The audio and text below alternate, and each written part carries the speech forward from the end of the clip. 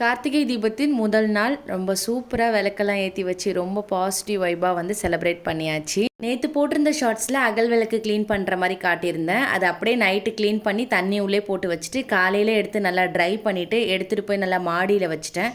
நல்லா வெயிலில் காஞ்சதுக்கப்புறமா எடுத்துகிட்டு வந்து ஈவினிங் விளக்கேற்றினேன். கொஞ்சம் கூட கசியவே இல்லை. அத்வி குட்டிக்கு இந்த மாதிரி வேலையெல்லாம் ரொம்ப பிடிக்கும். நான் வேண்டான்னு சொன்னால் கூட கேட்க மாட்டா. அவளே ஒர்க்கெல்லாம் இருந்ததுன்னா சீக்கிரமாக முடிச்சுட்டு வந்து என் கூட ஜாயின் பண்ணிப்பா இதெல்லாம் செய்யறதுக்கு. பட் பையனுக்கு வந்து அப்படி இல்லை, கூப்பிட்டு பிடிச்சி இழுத்து வச்சு செய்ய வைக்கணும், அப்போ தான் அவர் செய்வார். அதனால் ஒரே ஒரு விளக்காவது ஏற்றி தான் ஆகணும்னு கூப்பிட்டு விளக்கேற்றி வச்சாச்சு.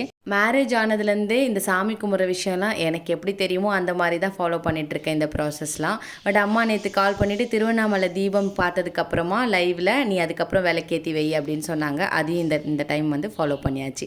நீங்களும் அப்படி தானான்னு கண்டிப்பாக கமெண்ட்ஸில் சொல்லுங்கள். நம்ம சேனல் ஃபஸ்ட் டைம் பார்க்குறீங்கன்னா வீடியோவை லைக் பண்ணி சப்ஸ்கிரைப் பண்ணிக்கோங்க. நாளைக்கு ஷார்ட்ஸில் பார்க்கலாம். பாய்.